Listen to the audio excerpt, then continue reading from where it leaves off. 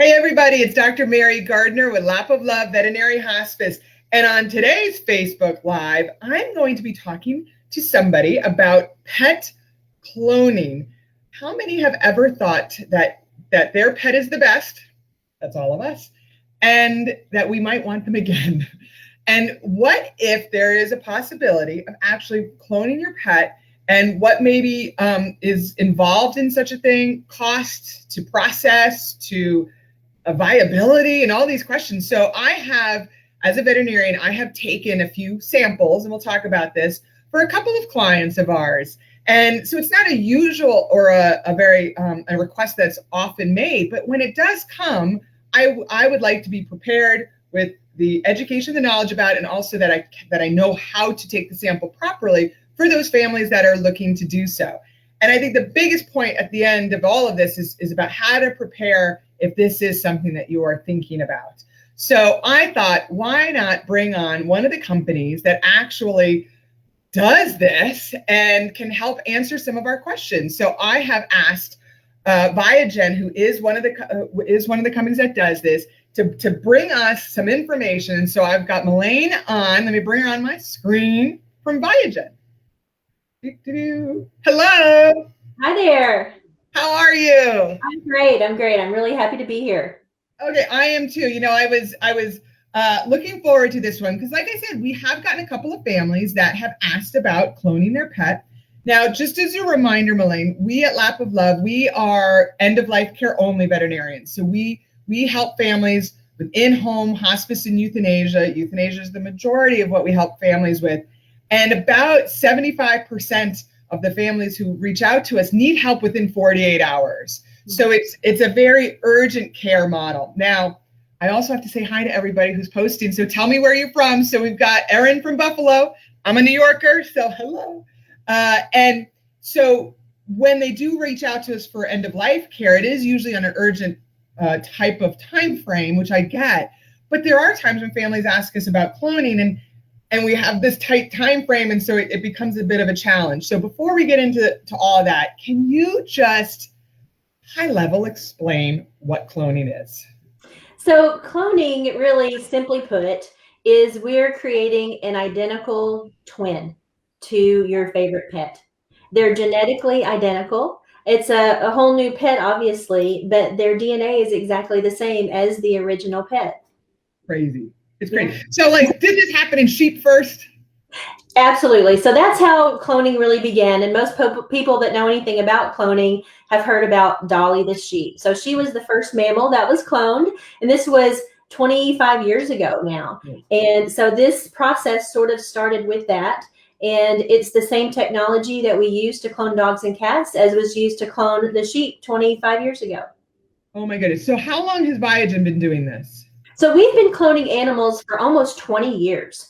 Oh my gosh. Yes. Yeah. So we started out cloning livestock. So cows and pigs and horses. And we did that for a very long time. And then we were doing DNA preservation for pets during that time, but we weren't cloning pets. It wasn't our focus. This is widely done in the livestock industry, mainly for reproductive reasons. You've got hold on. I never knew this. So really, like in the livestock, you're cloning them anyway. Right. Yes. So this has been done for years and years. So we had pet clients that were preserving their cells for their pets, hoping to clone someday, but there was no one cloning pets. Nobody in the world was cloning pets. So about 5 to 6 years ago, we started cloning dogs and cats. And now that's all we do. We don't clone livestock anymore. We just clone dogs and cats and horses. And it's incredible, because that bond, it's a whole different reason why you would clone a pet versus why you would clone livestock. So the bond we have with our pets is amazing. That is so true. So, and I know people are already putting in their questions, but I'm going to get to all of those. Don't you worry. But so let's just start. I don't want to start from the beginning because I want to start about when we take a sample. Actually, I don't even want to talk about taking a sample just yet. We'll get back to that. I know I'm a little bit out of order, but so let's say a family has this, that they get a sample and you preserve the DNA from them. So then what happens? So we can save the cells from your pet. They're frozen in little vials in liquid nitrogen, and the cells that we grow are the source of the DNA for the cloning process. Okay. So it's kind of like IVF, but instead of storing your eggs, we're storing just, these are not eggs, they're just cells at this point, body cells that come from the skin. So these cells can stay stored for decades, really forever. And so probably 90% of our clients are just storing the DNA for now. They're not going to clone right now, but maybe they'll clone 5 years from now or 20 years from now. Okay. So that's kind of the first step. If you're thinking you might want to clone someday, is preserve the cells. And then when you're ready to clone, again, it's similar to IVF. We make an embryo using those cells. So we take an egg from a donor, let's say a dog. So just the dog egg. We take the nucleus out of that egg. So now it's just a hollow egg, basically. And we put in a cell from your pet into that egg. And it's fused together. And that's sort of the magic of cloning, is how we fuse the cell and the egg together. And the egg is sort of tricked into thinking that it's been fertilized by a sperm, but there's no sperm. It's just the egg. So let's say I've got my dog Duncan, who there he is there, okay, who is a boy Doberman, and I took a sample and you guys preserved it. When it's time, when I'm ready for another Duncan, you would take an egg from some other dog. Yeah. Not even a Doberman. Doesn't matter what breed.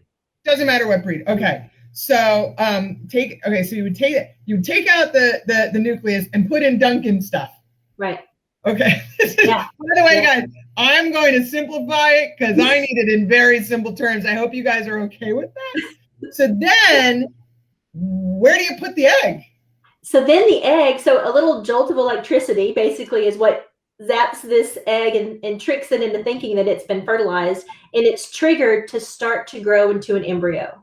So this is in a dish for just a short amount of time, making that embryo. So Duncan's in a dish. Duncan starts out in a dish, yeah, but just for a little bit of time, and then goes into a surrogate dog. So like, you know, a woman would have a surrogate mother to make her baby, then we have a surrogate dog. Okay. Now, so you would probably get a bigger dog. Doesn't have to be a Doberman, but you probably want at least a lab, because yes, absolutely. So this, if we're cloning a little Chihuahua, we would not put that into a Doberman. We would put it into a small breed. So you put one egg into surrogate. Okay. We don't. So again, like IVF, and I talk about IVF because so many people know people who have been through that. So it's what people kind of know about. So just like in human IVF, the doctor is going to put usually multiple embryos in to increase the chance that at least one is going to stick, right? Because not every embryo is going to stick and make it to a puppy. But sometimes more than one does stick. So we'll put in a handful of embryos into the surrogate mom. If you're hoping for one puppy, you may just get one puppy, but it's possible there could be twins or triplets. So that does happen sometimes. Okay, right. So all, because we know dogs have a litter of pet, right? So let's say the average litter is 6. I don't know. I'm just making this up, guys. Let's say it's 6. It really, this surrogate could just have one, or have double or triple. So I can get 3 Duncans for the price of one, right?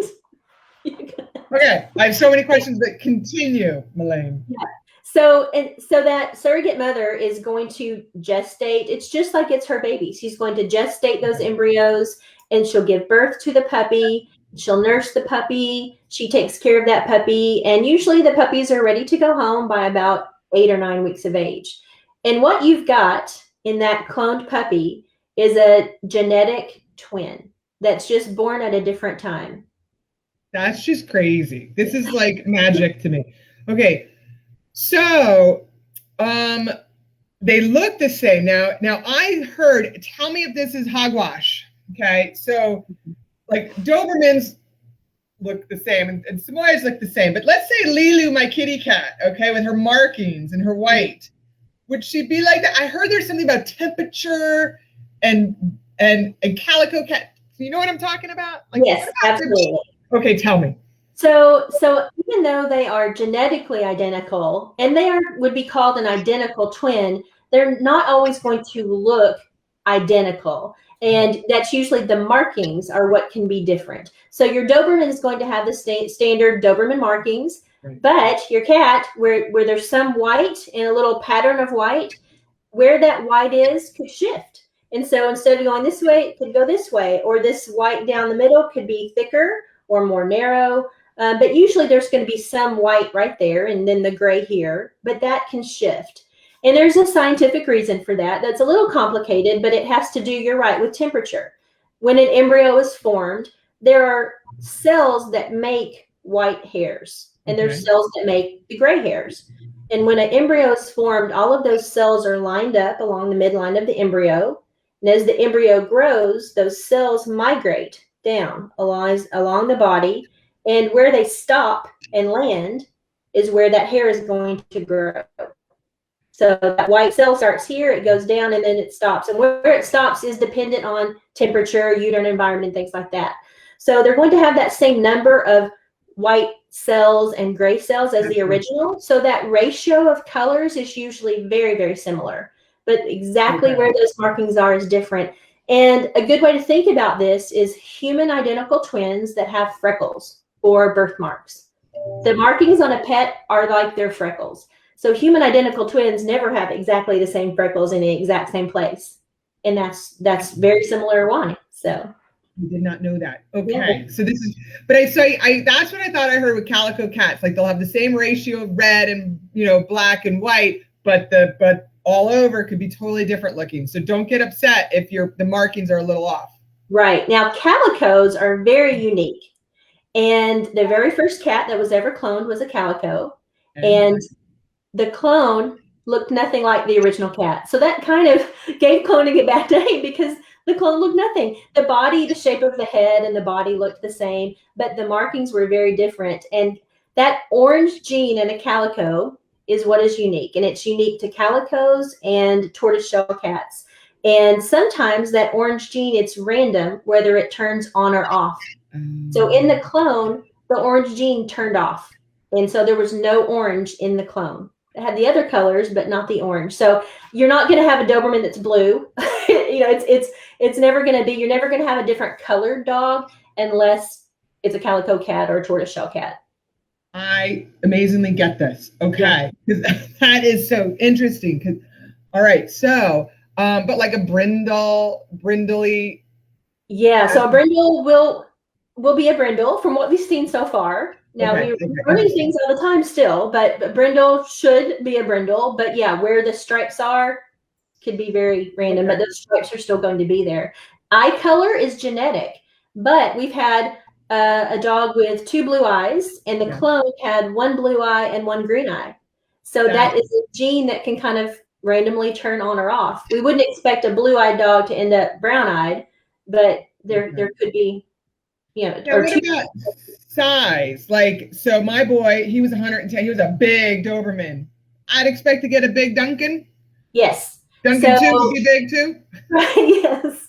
So there's a lot of things that determine size in a dog, but a lot of it is genetic. The body frame. Are you big boned? Are you small boned? So that's genetically linked. Nutrition has a lot to do with it. Litter size. So there are some external environment things that could affect the size of the dog, but in general, you're not going to have a little Chihuahua sized dog from a big dog. You're going to have a similar sized dog, but maybe not exactly the same adult weight. Okay. All right. This is very interesting. Okay. So then, by the way, we've got a couple of people. Erin wishes she knew this before she said goodbye. And this is why I'm doing this, because if somebody is planning this, it's good to know before. And Ashley would have done it with her Great Dane. And then we've got Susie McKillop. I don't know if I said that correctly, but you guys are storing her dog's DNA. The dog's name is Bear. So it's one of the best decisions. And oh, good for you. It's all about Bear right now. That's right. Okay, so let's say Duncan now is born and it's 8 weeks, and then I get Duncan.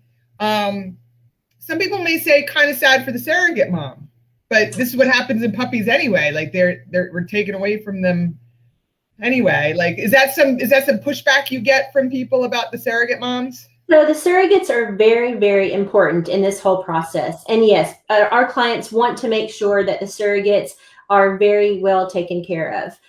They don't want any harm to come to any animal, Right. to just to clone their dog. And we 100% understand that. And these surrogate moms are so well taken care of. We have a 24-hour a day, 7-day.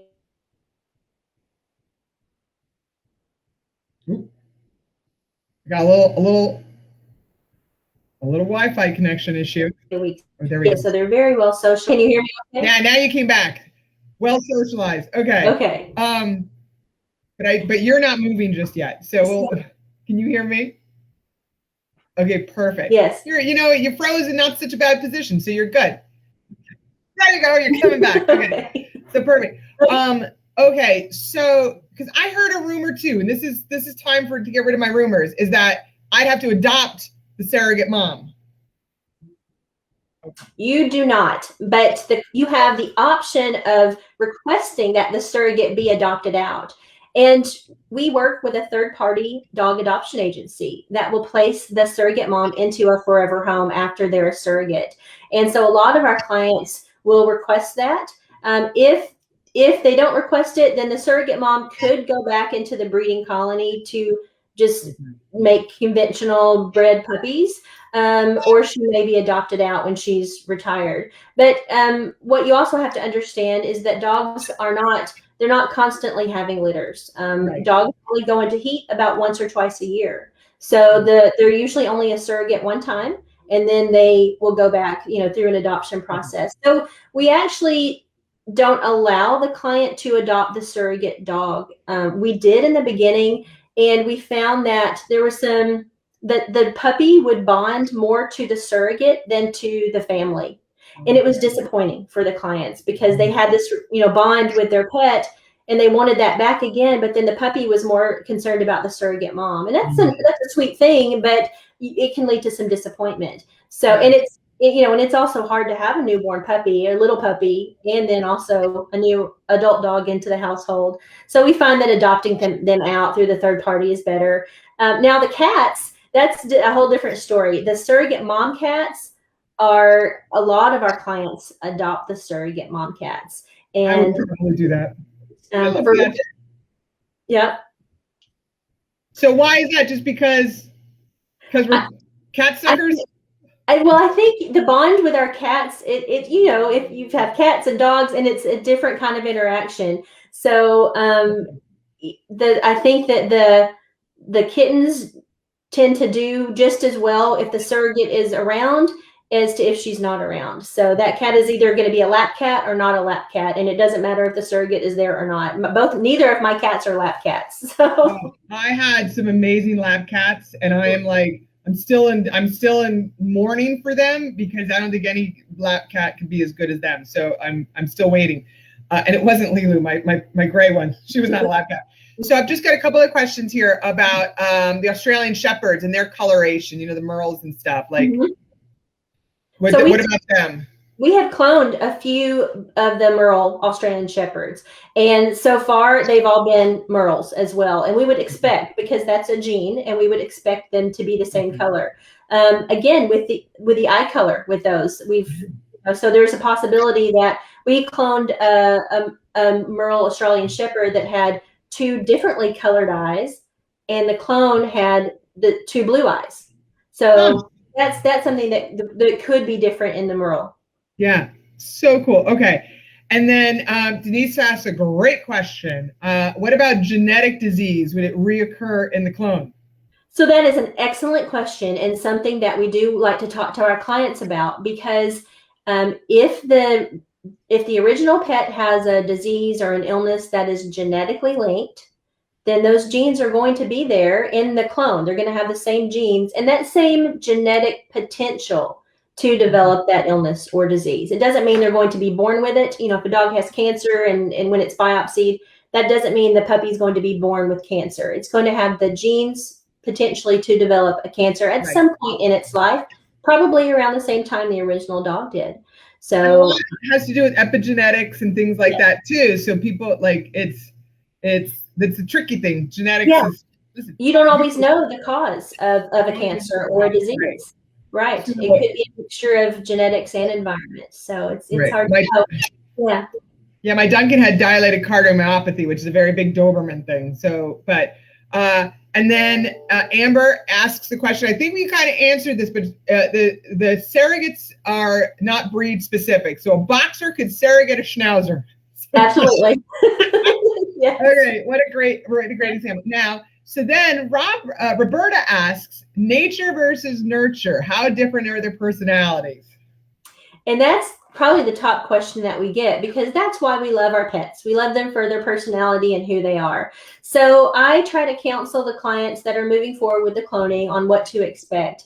And it's going to be genetically the same, but it's not a reincarnation of that animal. They're not going to automatically know who you are, but that potential is there. So temperament and intelligence, those are things that are very highly genetically linked. And we know that there's been lots of studies done, even on humans, about intelligence and temperament. And so you would expect a similar intelligence and temperament in the cloned animal.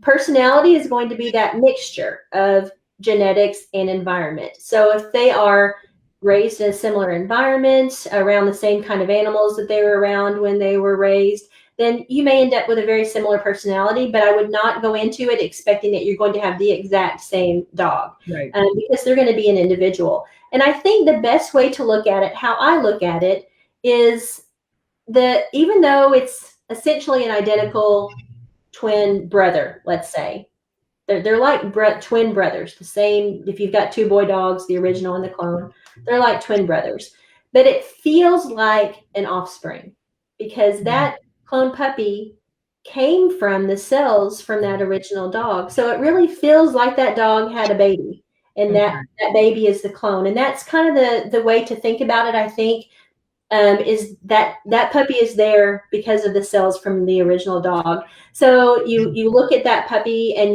it reminds you of the original. You have that same feeling that there's a little piece of that original dog still there in the puppy. And it's really nice. And I have a clone cat myself, and I do.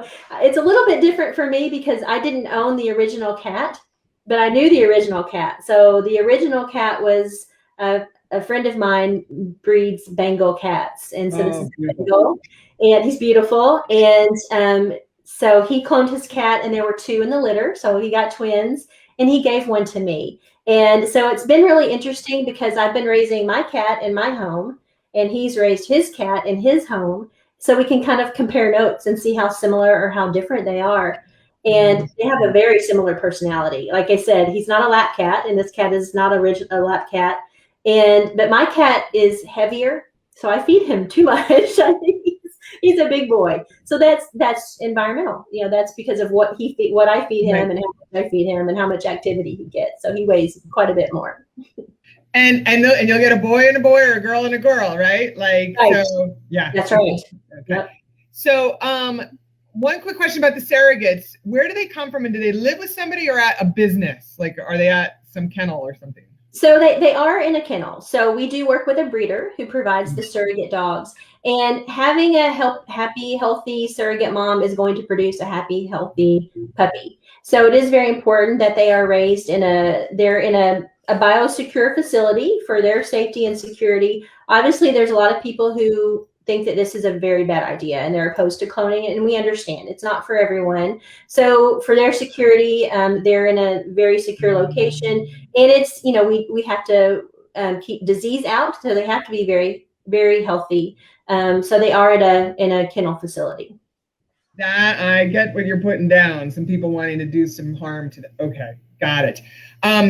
Debbie Armstrong, she asks a very good question, but this is about genetic, what do I think about idiopathic laryngeal paralysis? And so my boy Duncan had laryngeal paralysis, and so that he, like, the next one might get it. So it's a genetic disease. So I would be scared of that too. So that would be one, that and his heart.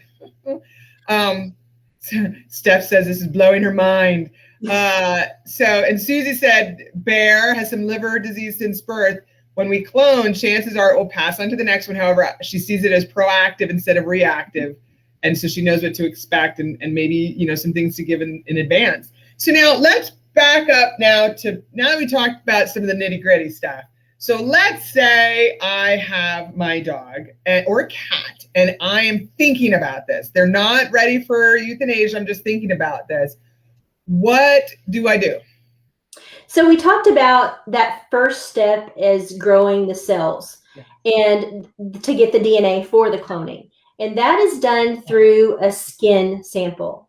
So if you're thinking in advance about it, our service is called genetic preservation. And that's the process of preserving the cells and freezing them and storing them for use whenever you want. So that's the first step. It's $1,600. And what you can do if you're not quite ready to have the biopsy taken, but you're thinking you may want to, we have a biopsy kit that you can order. And you could order it. We can do just as little as a $300 down payment for that biopsy kit. And we can ship it to you overnight by FedEx. It doesn't expire. You can use it at any time. And this kit has everything that the vet needs to take, just about everything that the vet needs to take the samples and to ship the samples to us. So it's a skin sample that is time sensitive and temperature sensitive once it's taken. So the kit is designed to keep these tissue samples cold during the overnight shipping back to us. So there's a styrofoam box, there's ice packs, and there's sample vials that the tissues go into, and an overnight FedEx label. So ideally, that's going to be the case. You're planning in advance, you've got the kit ready. The samples can be taken while the dog or cat is still alive, but sometimes if the dog is let's say, not in the best health, and you don't want to put the dog through the biopsy process toward the end, you can have the samples taken after they've passed away. So that's kind of where you come in, right? They can be taken.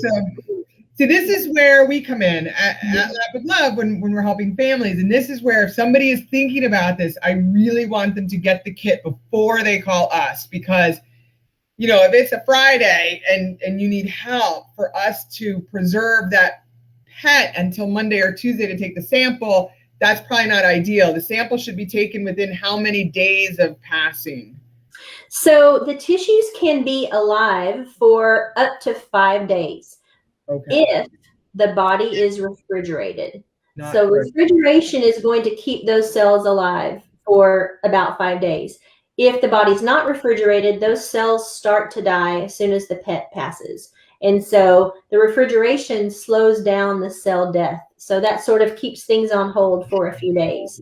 So we do have emergency instructions on our website if you don't have a biopsy kit. So that's important to know. If this just happened and you don't have a kit and you need something done, there are instructions for the veterinarian to follow. They're sort of replicating our biopsy kit, and you've had some experience replicating our kit, and it's stressful. It's stressful for the vet, it's stressful for the client, because it's so important that it be done correctly. So there's a lot of pressure on you to get it done right. There is. Let me tell you. Having that kit. So now you brought up a good thing. So you just said it was a skin sample. When I've taken samples in the past, my first one was muscle sample. So I had to go deep into a muscle to get it. And so I'm sorry if this is upsetting to some people, but I think it's important to know. So the pet had already passed, so I was able to get that. So now though, it could just be like a skin biopsy, which isn't so bad. Absolutely. So years ago, like I said, we've been doing this for 20 years, and years ago we would request a skin sample and a muscle sample and an oral mucosa sample, and even from a living pet. And some of those were a little too invasive. And the more pets we've cloned and the animals we've cloned, we have seen that skin works best. So that gives us the best results, is cloning from skin. And from a deceased pet, the ear tissue, just the pinna, is a very good hardy type of tissue. Obviously, you wouldn't take an ear notch from a living pet, but if they've passed away, then that ear tissue, we do like to have that kind of sample as well. Okay, this is so good to know. This is why I want everybody, if they're thinking about it, to have the kit, because there's so much going involved towards the end of life that to worry about this is important. So let's say it's Saturday and I was helping out Lights, because Lights would like to get this done, and we took a skin sample.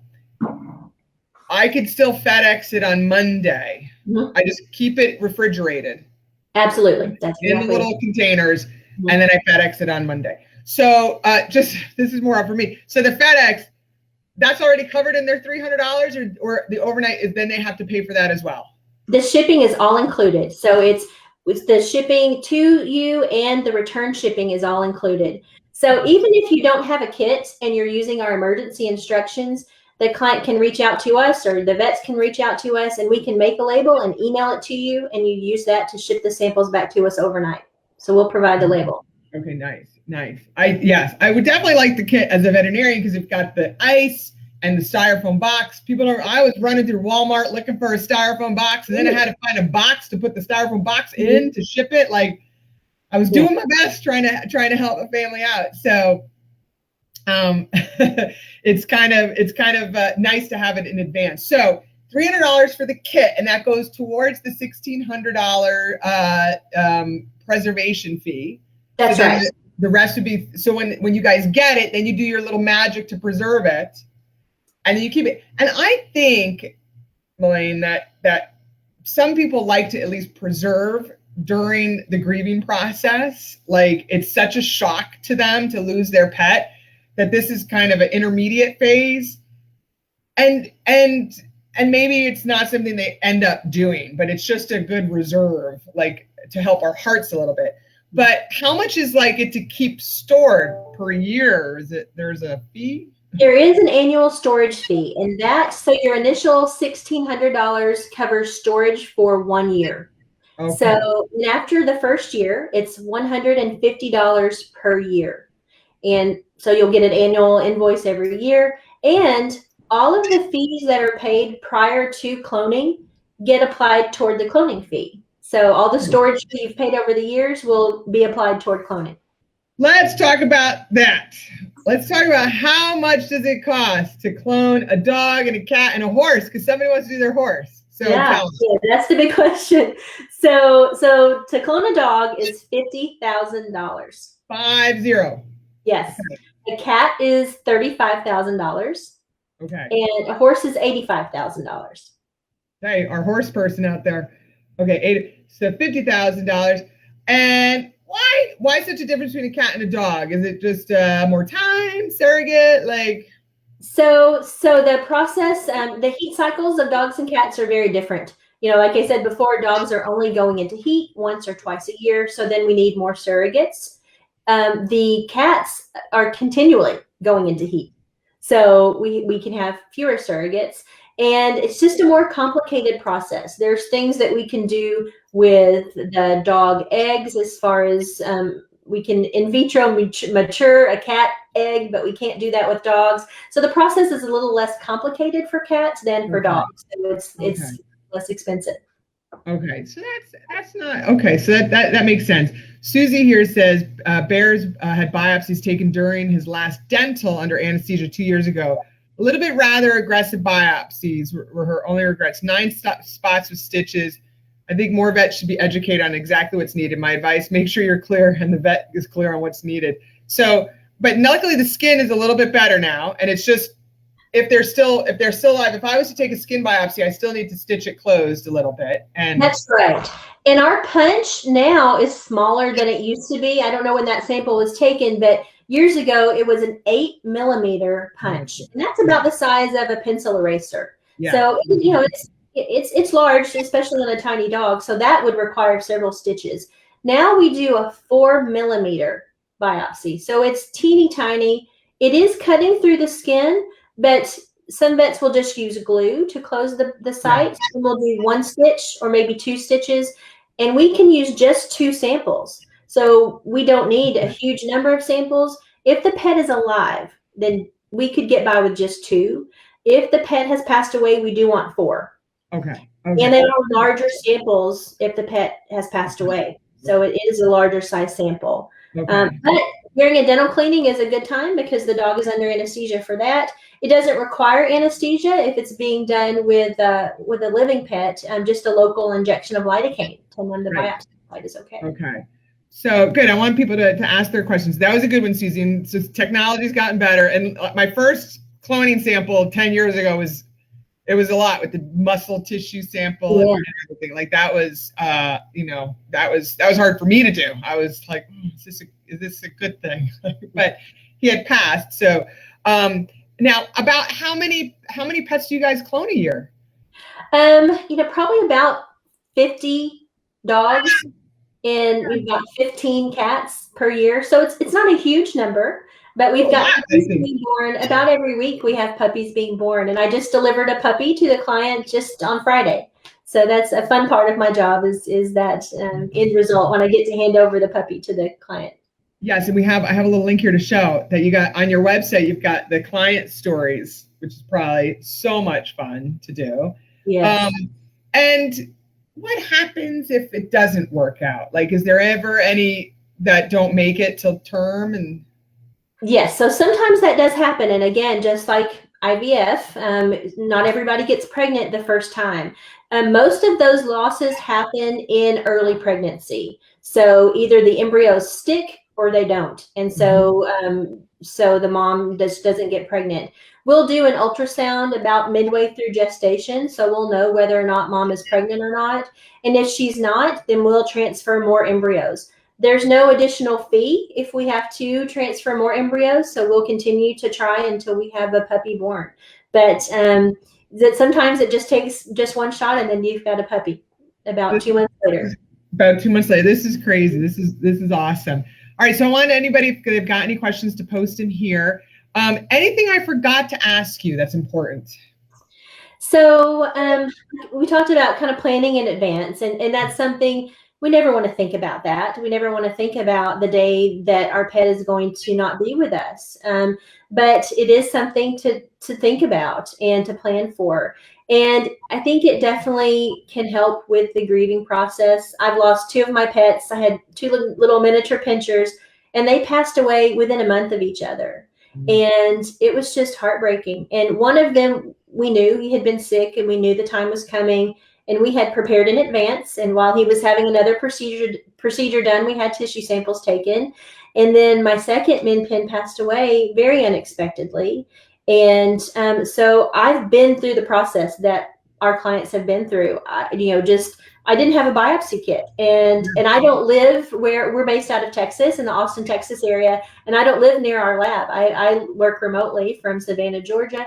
Didn't have a biopsy kit, so I had to do what you did and just sort of make a makeshift biopsy kit and ship it in. So I understand that when your pet has passed away and you're just thinking about this, how frantic it can be and how you're stressed already. So it can be just such a difficult time, but it has definitely helped. I mean, I miss them, and it was still hard to go through, but knowing that there's this little piece of them frozen away is comforting. And I think it's kind of like their ashes on my mantle. I have the cells in the freezer at Viagen, and I know there's that little piece of them there. Yeah. Oh, that'll be interesting. If and when you ever do it, you'll have to post. Yeah, someday I hope to. Yeah. And I want Bear, when one day Bear gets cloned. Like I like to know all of these stories when they happen. So, all right, let me see. I think I hit everybody's question. So I want to thank you so much for being here, Melain, and Viagen, for all the help. And if people have any questions, we posted the website, your website in there. We'll post, we'll make sure that we link it when we post this on our YouTube and things like that. And so again, thank you so much. I really appreciate your time, and thanks for all that you're doing. And for those of you watching, go love up on your gray muzzles. Absolutely. All right, until next time. Bye, guys.